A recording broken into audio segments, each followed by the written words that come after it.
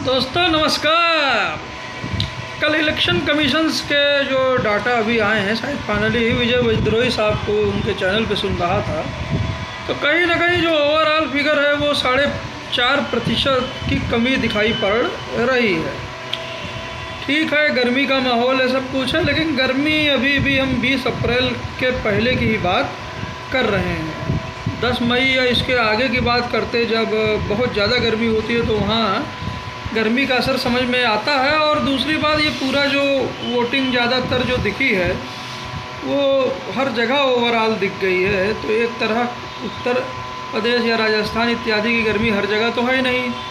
खैर, इस बिंदु पे अगर थोड़ा और सोचा जाए तो कहीं ना कहीं कुछ जो बात सामने आती है वो आती है कि इलेक्टोरल सिस्टम में चुनाव आयोग के लाख प्रयासों के बावजूद भी कहीं ना कहीं निराशा झलक रही है। ये एक चीज़ आकलन निकाला जा सकता है। और वैसे भी जो शायद अभी विजय विद्रोही साहब को ही सुन रहा था कि प्रधानमंत्री जी ने शायद स्वयं अपील की है कि आप किसी को भी वोट दीजिए, लेकिन वोट दीजिए। भाई वोट दीजिए, वोट न देना कोई हल नहीं है। वोट दीजिए, किसी को हटाने के लिए वोट दीजिए, किसी के पक्ष में दीजिए, लेकिन वोट अपना अधिकार यूज करिए। खैर, जो भी है, अब प्लस माइनस की अगर बात करें तो देखिए, जो पॉलिटिकली एक्टिव स्टेट्स हैं जैसे बंगाल हुआ या तमिलनाडु हुआ या आप कहिए महाराष्ट्र हुआ, तो महाराष्ट्र में लगभग उतनी ही पोलिंग हुई है, तो वहाँ पे कोई फ़र्क नहीं है। लेकिन आप आते हैं जैसे कि बंगाल और तमिलनाडु में, तो वहाँ 2 से 3% की ही कमी आई है। मैं ये 2 से 3% की कमी को ज़्यादा इसलिए नहीं मान रहा हूँ कि ऑलरेडी वहाँ पे पॉलिटिकली एक्टिव स्टेट्स हैं और जो एवरेज वोटिंग बहुत हाई लेवल पे रहती है। दिक्कत की बात ये हो गई है बीजेपी के साथ। अगर बीजेपी की बात माने, मैं पहले बता रहा हूँ भाई, मैं कांग्रेस का सपोर्टर हूँ, लेकिन एनालिसिस न्यूट्रल देने की कोशिश कर रहा हूँ। कैसे कि राजस्थान में, उत्तर प्रदेश में, उत्तराखंड में या बिहार में जहाँ बेस उतना हाई नहीं रहता है, वहाँ पे पोलिंग परसेंटेज कहीं ना कहीं औसतन सब मिला ले तो 5% के नीचे आ रहा है। तो ये समझने वाली बात है। राजस्थान में भी सत्ता परिवर्तन हुआ है तो करीब वो 6% के नीचे जा रहा है। तो बिहार में वहीं जहाँ ऑलरेडी लो बेस है तो वहाँ 4% के करीब का लो ठीक नहीं दिखाई पड़ता है। तो वही उत्तर प्रदेश में भी जहाँ डबल इंजन की सरकार है, ऐसा विजय विद्रोही साहब बोल रहे थे, 5% के करीब लो वोटिंग होना। और मध्य प्रदेश में 6-7% की, कल तक तो न्यूज़ कुछ और आ रही थी, लेकिन 6-7% की कमी होना, जहाँ एमपी में भी गवर्नेंस बीजेपी के पक्ष में विधानसभा इलेक्शन गया है। तो कहीं ना कहीं चीज़ें बीजेपी का जहाँ डोमिनेंस है वहाँ अपोजिट वे में दिखती जा रही है। और जो लहर की बात है वो तो लहर की बात तो नहीं है। कहीं ना कहीं अगर इंडिया गठबंधन की बात कहें तो ये उनके पक्ष में जाता दिखता है। लेकिन आगे क्या बीजेपी इसको कवर कर पाती है अगर वोटिंग परसेंटेज बढ़ता है, ये रहेगा। या इंडिया गठबंधन जो शायद उसको कुछ प्रूफ मिल रहा है कि लहर नहीं है, और गोदी मीडिया की खबरें भी आ रही हैं कि लहर नहीं है, इस तरह कुछ एंकर बोल रहे हैं, क्या जाने क्या नहीं। तो क्या इसको वेव में, अपोजिशन वेव में अब कन्वर्ट करने की स्थिति में आ जाएगा अगले फेज़ में? ये किधर पाला जाएगा, ये तो इलेक्शन के अंत में ही पता लगेगा। खैर, जो भी हो, लेकिन जो भी प्रयास चल रहे हैं दोनों ही तरफ से, चाहे अपोजिशन हो चाहे सत्तारूढ़ दल, नेक्स्ट फेज़ में मैं पोलिंग कहीं ना कहीं पहले फेज़ से बेटर पाऊंगा। वो बात अलग है कि लहर बनाने के लिए वोट होगा कि ये जो लहर नहीं है इसको लहर ये विरोध में बदल जाएगी, ये देखने योग्य बात आएगी। थोड़ा सा मैं इंडिया गठबंधन के कैंपेन पे भी आना चाहता हूँ। कैंपेन किस्मत कहें, क्या भाग्य कहें, या कुछ भी कहें, कि जब आप अपने लिए नहीं अपने साथियों के लिए कैंपेन करने लगते हैं उनके मंचों से, तो एकाएक शक्ति बहुत बढ़ जाती है। जी हाँ, राहुल गांधी जी की भी मैं बात कर रहा हूँ। जो भी मैनेजमेंट ऊपर से दिख रहा है वो उन्हीं का दिख रहा है लॉजिस्टिक के हिसाब से। और रीजनल लेवल पर पूरी तरह से फ्रीडम है रीजनल पार्टीज़ को, वो अपने हिसाब से बढ़ रहे हैं। लेकिन जितनी लॉजिस्टिक की मदद एक नेशनल पार्टी के नाते कांग्रेस कर सकती है वो रीजनल पार्टी के लिए कर रही है। और रीजनल पार्टी बिना किसी हिचक मंच शेयर कर रहे हैं, एक दूसरे के लिए कैंपेन कर रहे हैं। कभी संजय सिंह जी कांग्रेस के मंच से दिखते हैं तो राहुल गांधी जी अखिलेश यादव जी के साथ दिख रहे होते हैं, तो वहीं प्रियंका गांधी सुदूर पूरब में सीपीएम के लिए प्रचार कर रही होती है, तो वहीं केरल में दोनों पार्टियां आपस में लड़ भी रहे होते हैं। कहने का मतलब है कि एक खूबसूरत बात ये हुई इंडिया गठबंधन के लिए कि राज्यों में जहां उनको अकेले लड़ना है तो स्पष्ट रूप से उन्होंने बता दिया कि भाई हम राज्यों में हमारे खुद के हित है और हम लड़ लेंगे, वरना हमारे एक साथ रहेंगे तो वोट बीजेपी में ही जा सकते हैं।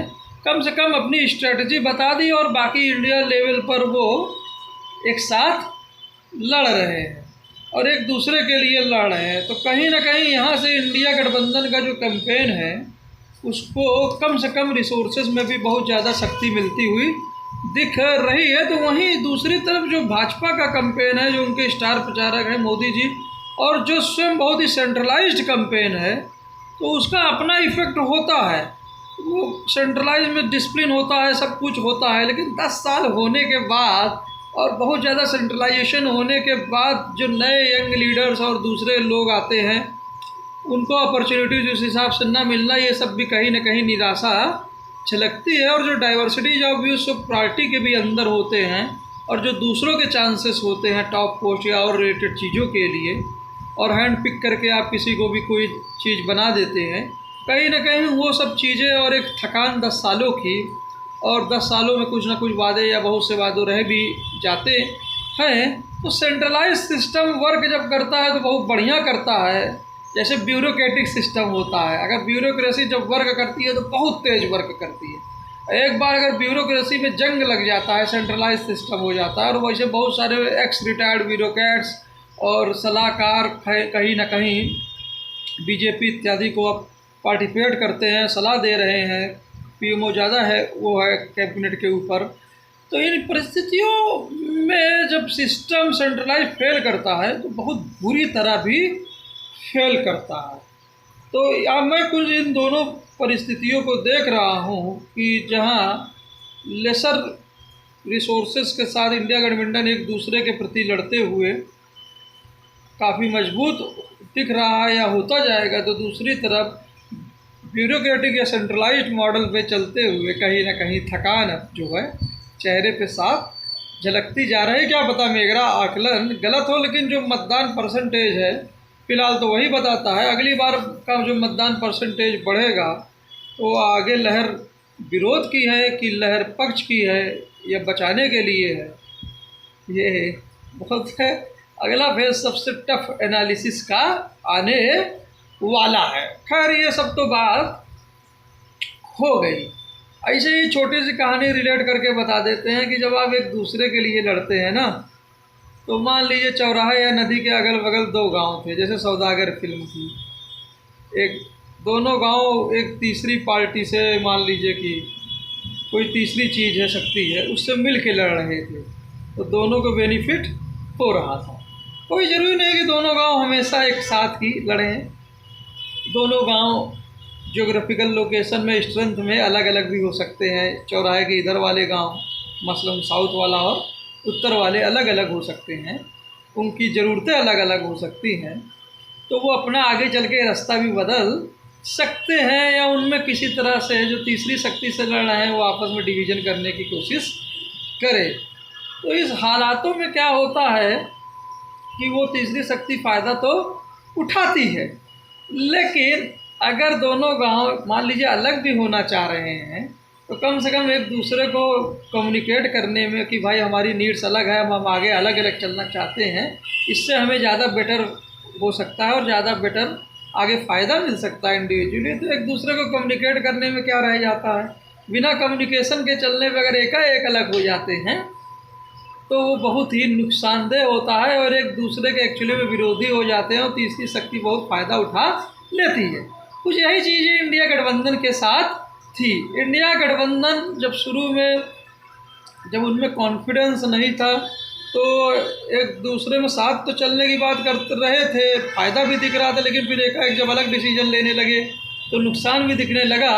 लेकिन जब उन्होंने बेटर कम्युनिकेट कर लिया, जैसे ममता बनर्जी हो या केरल में CPIM हो या आम आदमी पार्टी पंजाब में हो कि इन क्षेत्रों में हम अकेले लड़ेंगे और इंडिया लेवल पे एक साथ रहेंगे, तो वहाँ पर फिर मैक्सिमम बेनिफिट भी मिलने लगे, तो यह मिल सकते हैं। तो ये स्थिति भी समझने की ज़रूरी होती है। और वास्तव में डेमोक्रेसी यही है भी।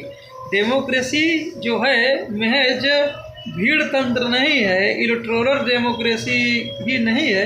एक्चुअली में डाइवर्सिटीज़ ऑफ व्यूज़ को सुनना, समझना, उनको सम्मान करना, और ये डाइवर्सिटी ऑफ व्यू का डांस है एक्चुअली में डेमोक्रेसी। तो जो मत दिए जाते हैं ना, जो मत खुले जाते हैं, उनको गिनना चाहिए एक एक मत को। एक्चुअली में वो कम से कम भाषा में, कम से कम लैंग्वेज में मेहनत कसों के, और जो लोगों के पास कोई स्रोत नहीं होता उनके वो अकथनीय, जिन्हें लेटर को पढ़ा नहीं जा सकता बस देखा जा सकता है, वो न्याय पत्र होते हैं। इसलिए एक एक मत को गिनना चाहिए और उन मतों का सम्मान होना चाहिए, वो कितने भी विविध हो। यही डेमोक्रेसी है।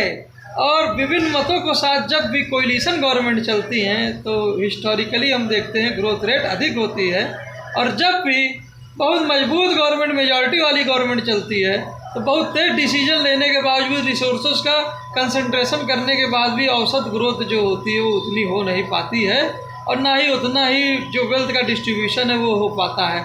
ऐसा इसलिए हो पाता है कि डिसीजन मेकिंग चंद हाथों या कुछ चीज़ों में ही रह जाने के कारण अप्रोच तो फोकस होती है, लेकिन आप ज़रूरत से ज़्यादा रिसोर्स पुल कर देते हैं, और जितना रिटर्न मिल सकता था उस प्रोजेक्ट से, उतना रिटर्न उतने समय में उस प्रोजेक्ट से मिलता नहीं है।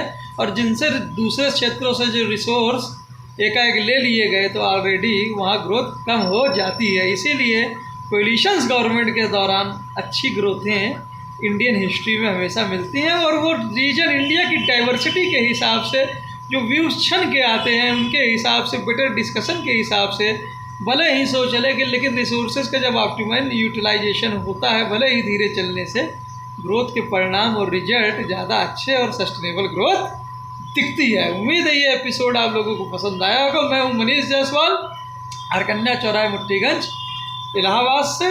जय हिंद, जय भारत। अजीत अंजुम जी के शो पर इलाहाबाद के पत्रकार नीलू व्यास जी को सुनते रहिए। वहीं सत्य हिंदी पे जनादेश चर्चा पे सुशील कुमार जी को और मेरे पूरी जो हैं अनिल सिन्हा जी को भी जरूर सुनिए, राजन तिवारी जी और संजीव श्रीवास्तव जी के साथ। जय हिंद, जय भारत। Thank you sir.